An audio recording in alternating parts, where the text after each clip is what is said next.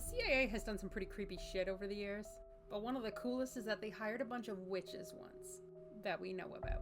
So it was the late 1960s, and the US military wanted new weapons, but not guns or bombs like they'd been doing. They wanted something different. They wanted some magic. So they started Operation Often. So from 1968 to 1973, they had fully funded occult research. Not just crystals and good vibes, but we're talking witch covens on payroll, testing curses on targets, and they spent at that time over $375,000 on non-traditional religious consultation. They hired psychics, they hired Satanists, voodoo priests. So an example of one of the experiments, in case you're wondering, because I know I was. A curse was cast on 3 different men, and all 3 men died under mysterious circumstances. The CIA wrote it off as just like incidental, but the witches didn't. In Houston, a coven of witches claimed that they could kill bacteria with their minds. And the labs that followed up with this could not explain how it happened.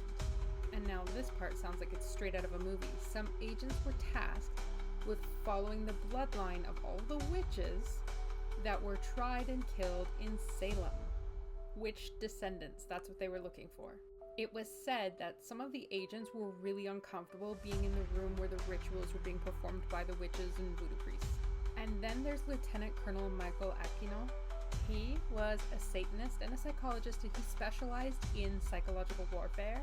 He had top secret clearance and literally founded the Temple of Set. This one.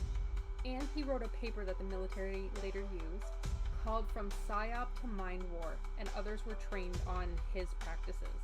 Most of this comes from declassified files and Freedom of Information Act releases, but the weirdest part for me of all of this weirdness is that the military is still hiring contractors as anomalous warfare consultants. So the next time someone tells you that witches aren't real, just remember, the Pentagon has witches on speed dial. So spooky.